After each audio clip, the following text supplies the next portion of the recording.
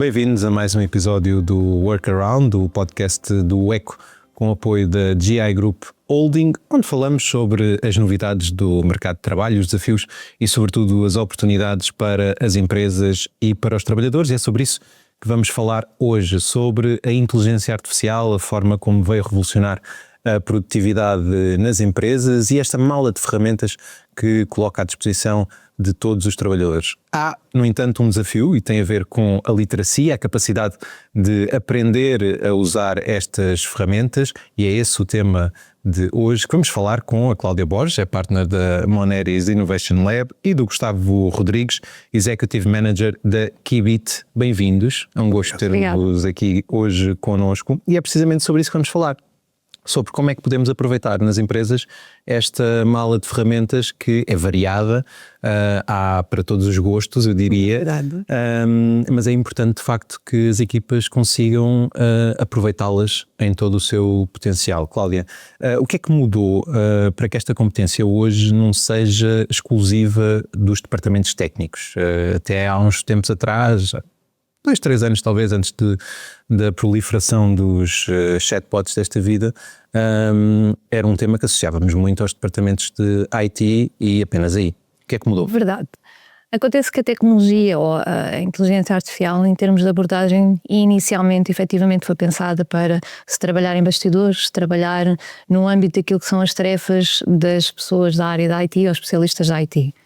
Essa vertente não desapareceu, como é óbvio, portanto continuamos a ter a vertente IT muito aplicada na utilização que os profissionais da IT fazem, nomeadamente para desenvolvimento de código ou para auxiliar outro tipo de tarefas, mas a verdade é que a inteligência artificial deixou de ser uma tecnologia usada de forma isolada e passou a ser trabalhada de forma embutida nas aplicações, nos softwares, nas ferramentas, e muitas das vezes acaba por potenciar a utilização das ferramentas sem que o utilizador tenha que ter a competência técnica para o fazer. E, portanto, quando atualmente hoje chegamos a um ERP da vida, a uma ferramenta, nem que seja um editor de texto, nós temos a partir de agora assistentes que estão constantemente a dar insight e constantemente a interferir no nosso trabalho, e, portanto, quer a gente queira, quer não, estamos a ser expostos às ferramentas que já têm a IA embutida, e, portanto, eu deixei de ter a necessidade de ter o conhecimento técnico para conseguir, teoricamente, porque às vezes não é verdade, teoricamente tirar proveito daquilo que são a tecnologia e aquilo que se consegue fazer com essa tecnologia. E esta questão da literacia é por isso particularmente importante. O que é que isto significa na prática? Como é que pomos as pessoas a tirar todo o partido destas ferramentas? Bom, acima de tudo é preciso perceber alguns enquadramentos. Temos aqui uma perspectiva que pode ser: eu, pessoa individual que estou curiosa e, portanto, vou fazer a minha pesquisa, vou fazer a minha utilização sem qualquer objetivo, mas depois transpor isto para o mundo empresarial tem que se ter algum cuidado. Acima de tudo, a organização tem que ter, numa primeira instância, a visão de que estratégia quer implementar internamente dentro da empresa, porque não podemos dizer que a partir de hoje vamos comprar qualquer coisa que tem IA e termos a expectativa de que isto vai correr tudo bem, quando a gente vai saber. Implementar, não é? Não é implementar por implementar, e não pensar que a IA vai resolver tudo por si só. Há problemas, há consciencialização que temos que ter, há formação que temos que dar, há orientações e caminhos que temos que dar aos nossos colaboradores para perceber o que é que queremos fazer com a IA, porque a IA, primeiro, não vem substituir as pessoas, mas também não faz milagres, e, portanto, muitas das vezes a IA só vem potenciar e aumentar as coisas que se calhar estão a correr menos bem dentro da organização. Exato. Gustavo, mas esta questão é uma questão importante, porque mesmo que não substitua pessoas, pelo menos de uma forma tão assustadora como aquela que temos vindo a discutir nos últimos tempos, a verdade é que entre profissionais que dominam este tipo de ferramentas e aqueles que são mais resistentes e que não querem entrar nesta nova realidade, há uma diferença de competitividade entre eles. Há claramente uma diferença de competitividade, mas eu gostava de começar por, se calhar, enquadrar a inteligência artificial e porque é que ela é tão transversal. A inteligência artificial caminha para ser uma GPT, portanto, uma generative, uma tecnologia genérica, tal como é a eletricidade, tal como é a internet. Portanto, todos nós estamos expostos a ela. Dizias há pouco, portanto, que a inteligência artificial já existia, não é? E agora foi massificada, nomeadamente há 4 anos, quando o ChatGPT apareceu de forma free. Sim, exato. Vale o que vale. Exato. E toda a gente começou a olhar para a inteligência artificial como quase como se fosse um personal assistant, né? Todos nós utilizamos no nosso dia a dia. Mas linkando e ligando à questão do mercado de trabalho, o que é preciso perceber é que efetivamente a utilização da inteligência artificial tem que fazer parte do desempenho das tarefas. E de forma transversal. Não é só nas áreas da consultoria ou nas áreas do setor dos serviços, mas mesmo na indústria, mesmo na agricultura, em todas as áreas a inteligência artificial está presente. Agora, nós temos que olhar para a inteligência artificial e cada um de nós, enquanto profissional do mercado de trabalho, enquanto estamos na nossa vida ativa, que é como é que isto me capacita e me dá mais competências para desempenhar as minhas tarefas e não como este binómio de eu tenho ou não tenho. Porque o não ter é contraproducente. Não ter é como não acreditarmos que vamos viver à luz das velas. Isso não vai acontecer. Não, exatamente. Porquê? Porque já está num ponto tal de massificação e tão presente, inclusivamente até tornou-se uma ferramenta de marketing, tanto que as empresas não é, têm-se diferenciar porque tudo tem IA, não é? Quando às vezes não tem. Ou a verdade já tinham e agora estou só a dizer que tem porque deram-lhe uma outra roupagem. Não? Aí na área das tecnologias isso acontece muito, nomeadamente na parte dos on-prem e dos servidores que eles já tinham e já sabiam como é que catalogavam e tinha outro nome, agora achavam que tem inteligência artificial por trás, na verdade aquilo já existia. Certo. Mas acima de tudo é como é que nós olhamos para isto e como é que nós entendemos que isto é uma mais-valia para nós de forma transversal e que não é nenhum bicho de 7 cabeças, não é nenhum destruidor de mundos, digamos assim, não é? Apesar de ter um lado antropológico, tem um lado antropológico muito forte, não é? Porque nós diferenciamos dos restantes animais porque somos um animal inteligente. E agora há uma inteligência artificial, tanto o que é que isto significa? Como é que aquilo vai ser mais inteligente que eu? Portanto, qual é que é o desafio? Mas, e voltando à questão, claramente é importante e é saudável que as pessoas estejam por dentro e saibam utilizá-la, mas ainda há um longo caminho a percorrer. E sentes que há áreas em que esta diferença entre quem já usa de uma forma habitual e quem não usa se nota mais? Sim, e começas, e agora focalizando aqui nas tecnologias de informação. O mercado, qualquer mercado, divide-se em 2 grandes áreas. As áreas que são comoditizáveis, portanto são uma commodity, daquelas que são diferenciadoras. Vemos isso, por exemplo, nas portagens. Né? Hoje em dia tens as portagens automáticas porque era algo que era possível ser substituído por uma máquina.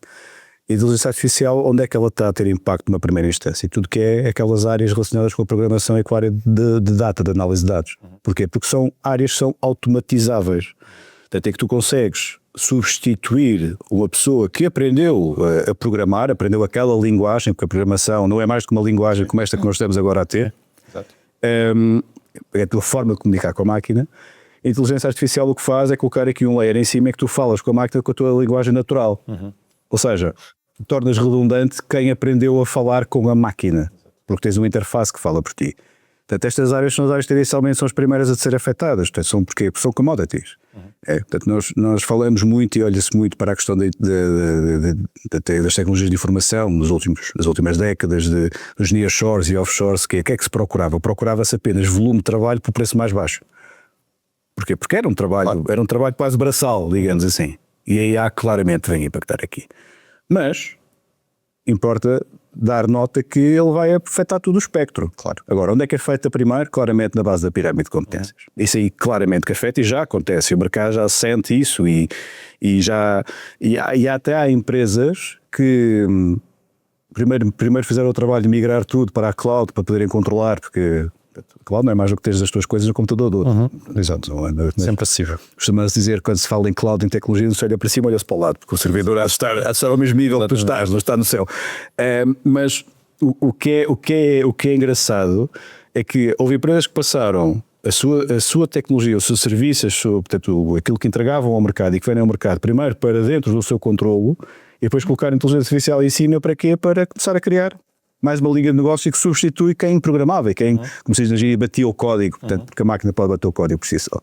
E não substitui necessariamente porque vamos continuar a precisar de programadores, mas não seja para, enfim, manter um humano no loop, como se tem dito, e fazer este controle, diria.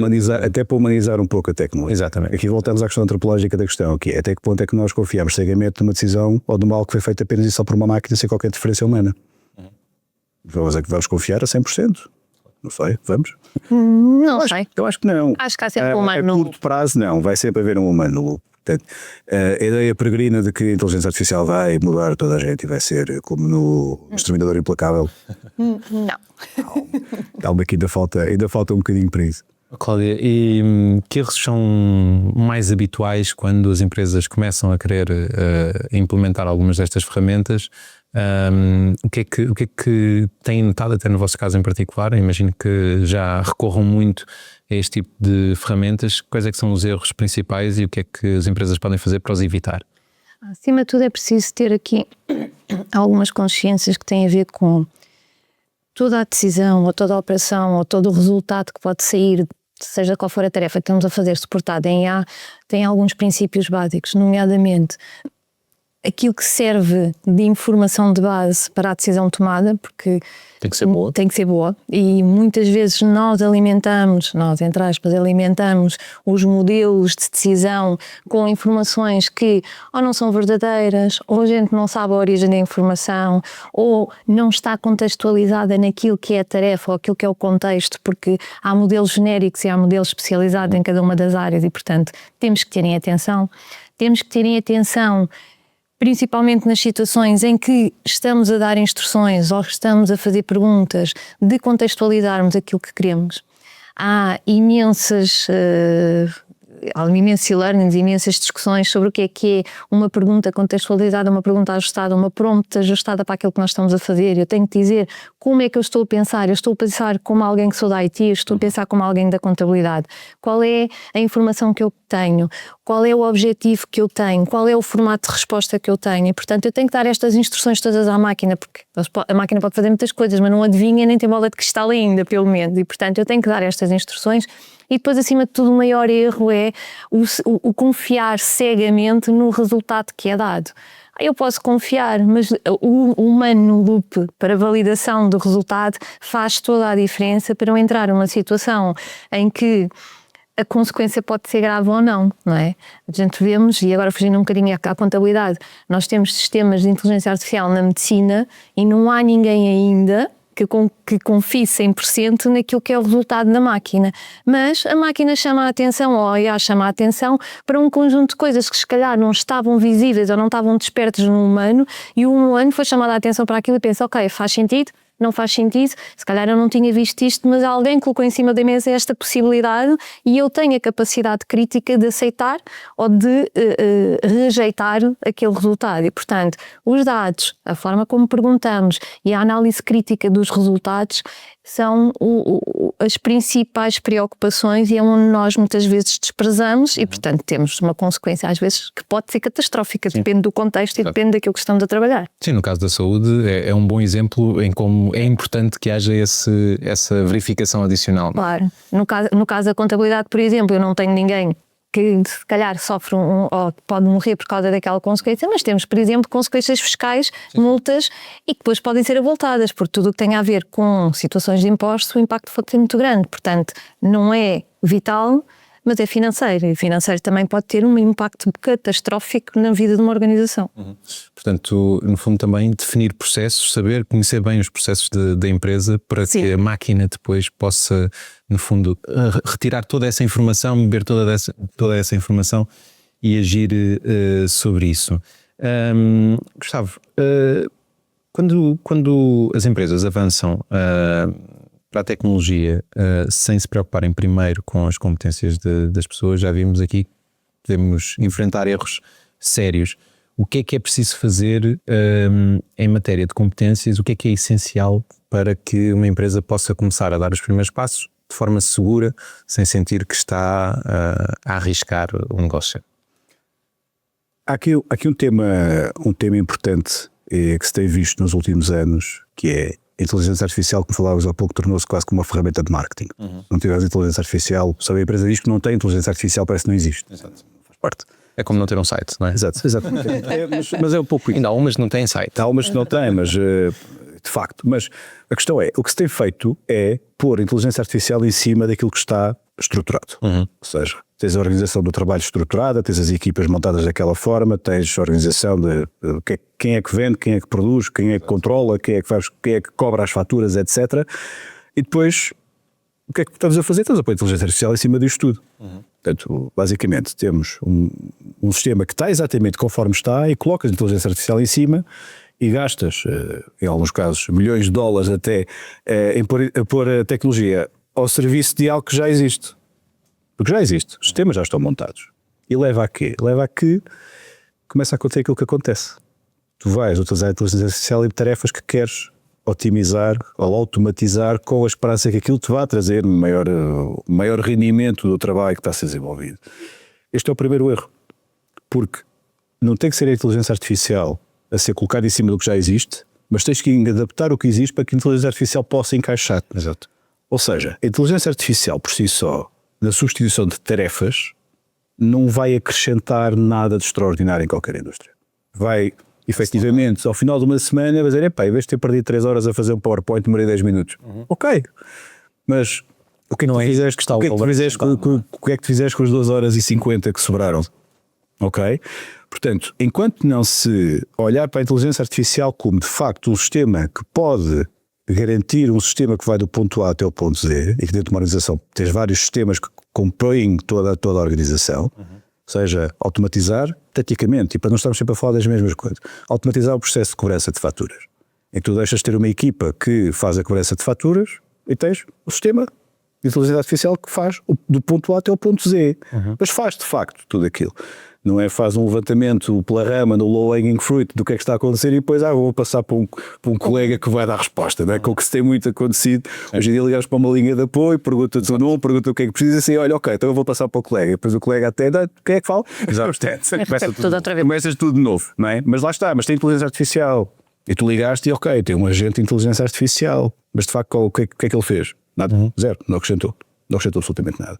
Portanto, isto nas organizações é o que tem faltado, é o que tem falhado, que é, tornou-se quase que uma obrigação dizer que se tem inteligência artificial, dar-se às pessoas a ferramenta, apesar que há empresas que já fizeram um rollback, bloquearam o acesso por outras questões, por questões jurídicas, questões até de proteção intelectual do negócio, porque não há critério, não é? E pegamos em tudo e colocamos lá.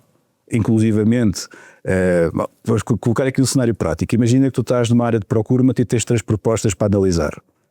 As propostas têm lá, as tuas propostas têm, as minhas também têm, esta informação é confidencial, etc e tal. Epá, vou comparar as propostas, não está a poder ver os PDFs todos de A a Z, metes dentro do chat GPT a versão aberta, compara-me estas propostas e faz uma tabela comparativa. A parte do compliance já desapareceu porque a informação que era crítica de negócio já está exposta na internet, não sabes bem onde, não sabes bem quem é que acede. Ok? Esse é logo o ponto 1. O ponto 2, informação crítica daquilo que estás à procura para a tua empresa está exposta. Está ao alcance de quem sabe fazer a pesquisa para encontrar aquela informação. E o terceiro ponto, realmente tu vais confiar na resposta que aquilo te deu? Depende. Depende. Porque há casos em que tu pedes comparativos e ele vai buscar tecnologias que já não existem há 3 anos, já foram descontinuadas, mas ele encontrou aquilo na internet, portanto há vários pontos críticos que as empresas têm que terem atenção. E voltando novamente ao tema, que é a inteligência artificial tem que encaixar naquilo que existe e o que existe tem que ser adaptado para, e não o inverso. E o que se tem feito é colocar uma camada em cima da inteligência, do que existe, chamado IA, e que depois, pronto, ok, temos acesso e vamos cada um explorar por si, navegar e tentar fazer alguma coisa. E toda a gente fica contente porque toda a gente tem inteligência artificial e é uma vantagem espetacular e fica bonito, acima de tudo. E, portanto, do ponto de vista de quem está no mercado de trabalho e procura novas oportunidades, imagino que nas ofertas de emprego, dominar estas ferramentas vai passar a ser o equivalente a dominar o Excel e o Word na ótica do utilizador. Exatamente isso. E isso é muito complicado, porque na verdade, e se pegarmos um na vertente interna e o outro na vertente de recrutamento, e eu gostava no recrutamento falará melhor que eu, mas até em nível interno começa a ser crítico, que é como é que as pessoas se vão organizar dentro de casa e como é que elas próprias se auto-separam entre os que sabem e os que não sabem, e isto causa alguns temas de desconforto e depois provavelmente de cuidados, e portanto não vai ser fácil. E nivelar o conhecimento, disponibilizar o mesmo conhecimento a todos, mas depois a não adoção é igual por parte de todas as pessoas humanas, não é? No final do dia cada um tem as nossas formas de adotar e a nossa forma de investir neste conhecimento, vai gerar aqui algumas segmentações internas. Do ponto de vista do recrutamento, ponto número 1, como é que se gera toda esta questão, mas por outro lado também que papel têm as lideranças neste caminho? O que é que devem fazer para garantir que isso corre bem e é bem aplicado? Francisco, eu não me recordo da última job description, ou descritivo funcional, que eu falasse que a pessoa tinha que ter experiência em inteligência artificial. Não me recordo. Mas depois perguntas ao cliente o que é que realmente precisa, não sabem. Exato. Tem experiência. O que é que isso seja? Tem que ter experiência em inteligência artificial. Tenha feito uns prompts para fazer alguma coisa. Exatamente. Portanto, o que é que, na minha opinião, é importante para as decisões quem decide nas organizações terem consciência?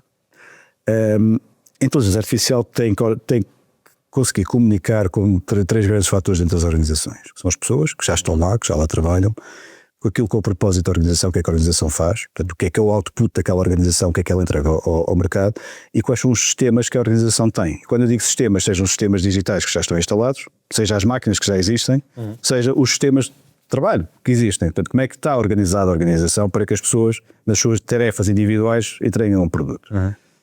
E tudo isto, enquanto não houver uma consciencialização de que é execuível ou não de inteligência artificial em cima disto tudo, e garantir que o compliance vai ser assegurado, e garantir que as pessoas que vão ter acesso àquela tecnologia vão saber adotá-la de forma correta, vamos andar sempre a falar de inteligência artificial, como dizias há pouco. Também um clássico das descritivos de função, não é? Conhecimentos de informática na ótica do utilizador. O que é que isso significa, não é? Ou conhecimentos de Excel. O que é um conhecimento de Excel?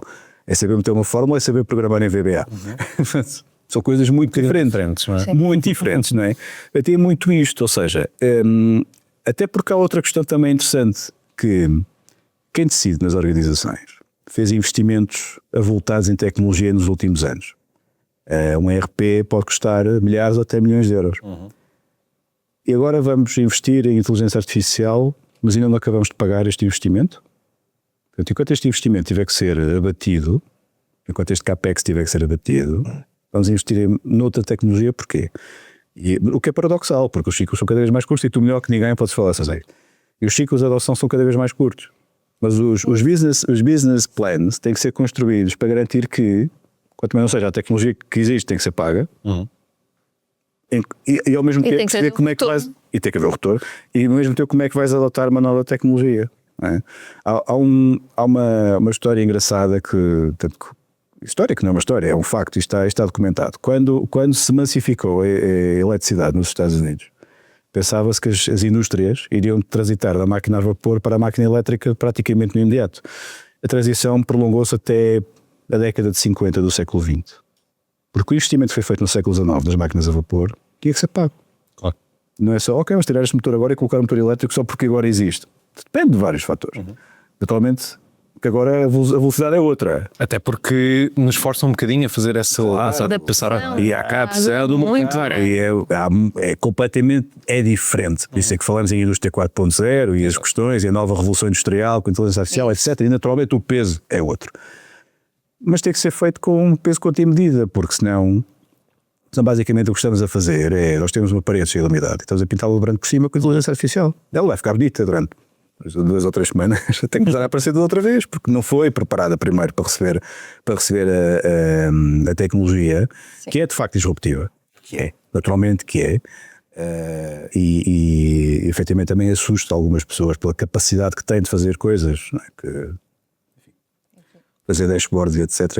Lindos e maravilhosos. Lindos e maravilhosos, foram muito rápida. Mas precisa de preparação. Precisa de preparação. precisa de muito. Essa preparação é super importante. Se nos todos os projetos que a gente já gera, e toda a gente sabe o que é gerir negócios dentro das organizações, tinha um fator muito importante que era a gestão de mudança. Hoje em dia, mais relevante é essa gestão de mudança. Agora, o que é a gestão de mudança num contexto destes? Porque eu tenho que gerir a mudança da organização em si, porque os objetivos da minha organização vão ter que mudar e eu vou ter que me adaptar. Eu vou ter que gerir as pessoas. E como é que eu posso gerir as pessoas se eu não souber qual é a estratégia que eu quero para a organização e qual é a estratégia que eu quero implementar em termos da tecnologia e do caminho? E depois harmonizar tudo isto em prol do resultado final que a gente nunca pode deixar de entregar ao cliente, seja qual for a área de negócio em que estamos a falar. Portanto, nós estamos a falar de transformações radicais, profundas, quando temos toda uma organização já a operar. E a transição da operação atual para a operação num novo formato não pode ser disruptivo. É disruptivo no processo, mas não pode ser disruptivo no objetivo e no resultado entregue. E isto é muito difícil. Pondo em cima disto o ciclo que o Gustavo estava a falar.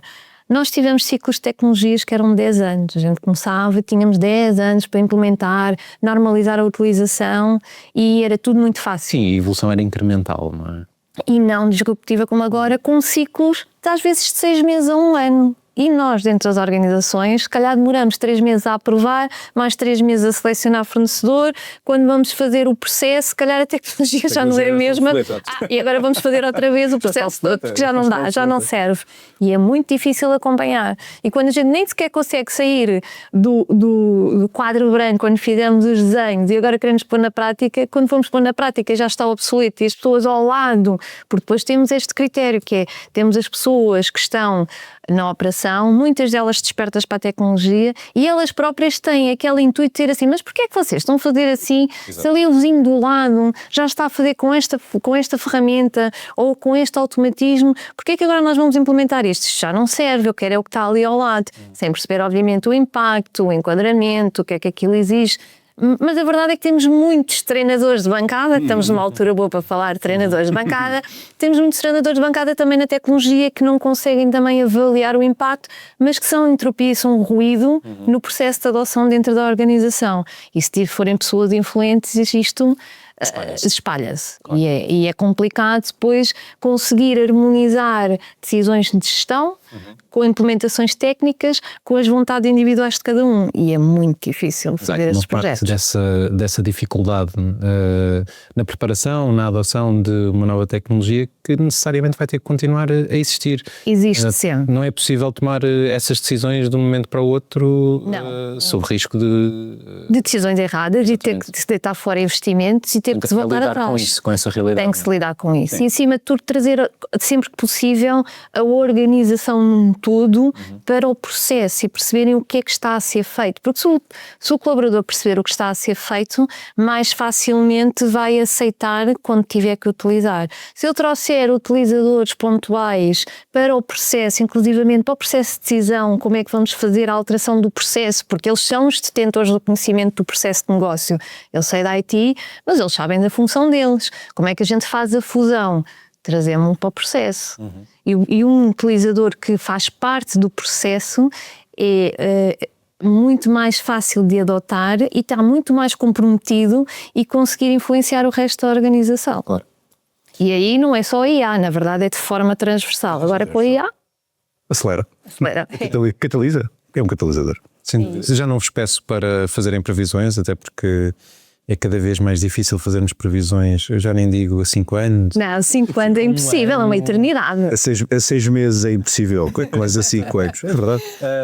Vou-vos pedir antes que deixem aqui nesta reta final, nos últimos minutos que temos, 2 ou 3 conselhos que achem absolutamente fundamentais para quem nos possa estar a ouvir e está a perceber que sim, é importante, mas se calhar ainda não estou suficientemente dentro do assunto, ainda não sei bem como é que me vou orientar neste novo mundo. O que é que acham que é mesmo fundamental ter atenção e primeiros passos devem dar? Acima de tudo, o primeiro passo acho que tem que ser uma introspeção dentro da organização e perceber de facto o que é que são tarefas que são repetitivas, que já estejam eventualmente até mais estruturadas, porque se nós não tivermos estrutura não conseguimos fazer a aplicação destas tecnologias ou dos benefícios que esta tecnologia traz e, portanto, perceber quais podem ser as áreas em que podemos atuar.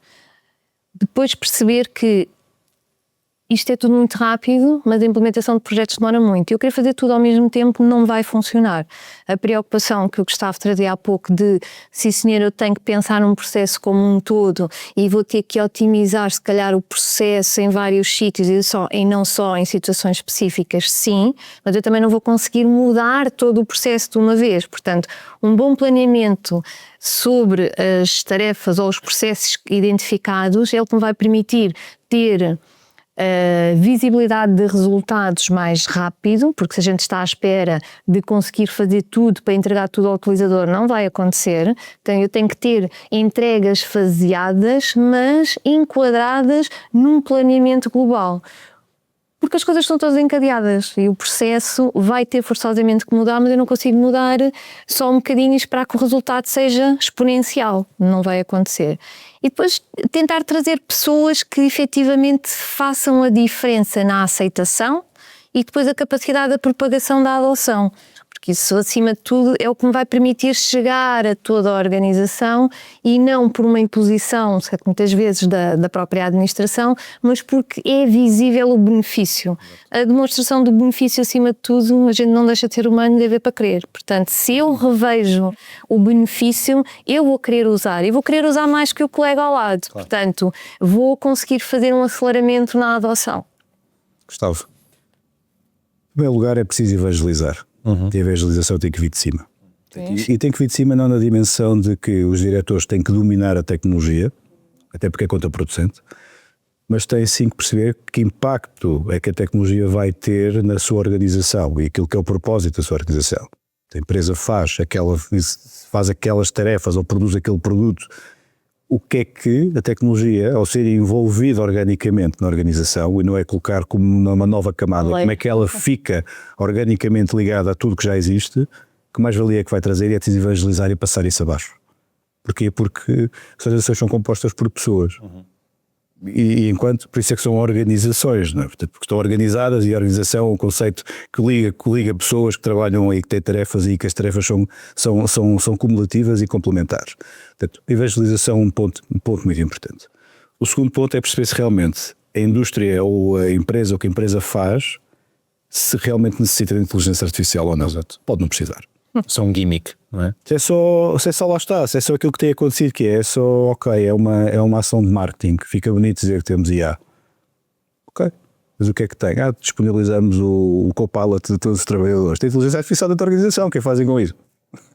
Em vez de ir ao Google procurar uma receita, perguntam ao Copilot e o Copilot escreve a receita em vez de abrir o link. Basicamente é isto que acontece. É importante perceber realmente se enquadra, se é enquadrável, se encaixa daquilo que é a organização. Okay? E terceiro ponto, e que na minha opinião é o mais importante, é garantir que existe um grande compliance na utilização da tecnologia. Porque, de facto, expõe as empresas e as pessoas que trabalham nas empresas e o produto que a empresa produz, seja ele qual for, de forma muito rápida e de forma completamente irreversível na internet, porque o inteligência artificial está na internet, não é? Sem e aquela velha máxima que uma vez na internet nunca mais desaparece, não é? A criação dos memes e etc. vem daí, não é? Portanto, é muito importante esta consciencialização. E linkando com a questão de evangelização, é importante também perceber que todas as pessoas dentro de uma organização, todas, são responsáveis por esse controle de informação, o que é algo extraordinário, porque se até um passado recente, não muito distante, o core do negócio, o conhecimento do negócio era algo que estava fechado, digamos assim, nas administrações, nas linhas de management, etc. Hoje em dia a gente está envolvida porque há aquela ferramenta que massifica e que democratiza aquilo que é o negócio. Até porque nós podemos ir lá procurar, se às vezes está lá a informação, portanto, inadvertidamente. Portanto, as questões de compliance são críticas para garantir que não há uma exposição desadequada da organização a riscos que possam ser efetivamente graves, nomeadamente em áreas reguladas, falamos da contabilidade, mas banca, seguros, etc., até áreas altamente reguladas, portanto há um risco muito grande. Mas mesmo para as empresas que trabalham fora dessas áreas reguladas, mas que têm Não deixam de ter dados pessoais das pessoas, outro tipo de coisas, e portanto não interessa se é só o core de negócio. Não é só o core de negócio, concordo. E também há outra questão que é a tua competitividade enquanto organização pode ficar perdida porque alguém meteu lá a informação toda. Claramente. É tão simples quanto isto. Deixa de ser Tu podes ter um produto em que tu tens uma formulação qualquer, XPTO e qualquer coisa, tu vais ficar a saber. Portanto, isto é crítico. Portanto, isto é uma porta que se abre e escancara-se. E muito rápida. E eu diria que um dos principais desafios que nós estamos a ter é a rapidez com que as coisas estão a acontecer. Nós, por vezes, nem conseguimos perceber a rapidez que de facto está a acontecer. E não conseguimos controlar se as pessoas estão ou não a utilizar convenientemente ou não. Portanto, é uma responsabilidade das administrações, direções, o que é que vamos chamar das organizações, conseguir evangelizar e conseguir fazer perceber às pessoas para mais ver o que é que aquilo é, quais são as mais-valias que têm, que são inúmeras naturalmente, mas também quais são os riscos. E com cuidado com eles. Sim, claramente. Acima de tudo, nas adoções, ter critérios e métricas de avaliação. Exato, claramente. É uma coisa em que ainda falhamos muito nas várias não áreas. fazemos, e de uma forma transversal, não fazemos a avaliação daquilo que estamos a implementar, não medimos o risco, não medimos a assertividade da resposta, não medimos a exposição e todas essas métricas e esses critérios são fundamentais. Sem dúvida. Daí a importância da literacia também e de garantir que todos têm as competências básicas para conseguir lidar com estas novas ferramentas. Eu gostava muito de vos ouvir ainda sobre como é que é gerir equipas compostas por humanos e por agentes da AI, como é que se convencem as equipas, se calhar muitas vezes, a ter que responder a um agente da AI e não propriamente a trabalhar lado a lado com ele. Vai ter que ficar para um próximo episódio, portanto estão convidados para voltar quando quiserem. É isso. Cláudia, Gustavo, muito obrigado. Obrigada. E connosco foi um gosto. Da nossa parte é tudo, a mensagem aqui é clara, é preciso apostar nas competências, é preciso garantir que as equipas estão mobilizadas e compreendem o alcance e o potencial da mala de ferramentas que a inteligência artificial nos traz e, sobretudo, o impacto que isso pode ou não ter nas empresas. Já percebemos, implementar só por implementar não é necessariamente o que se deve fazer. Da nossa parte é tudo. Muito obrigado e até ao próximo episódio do Workaround.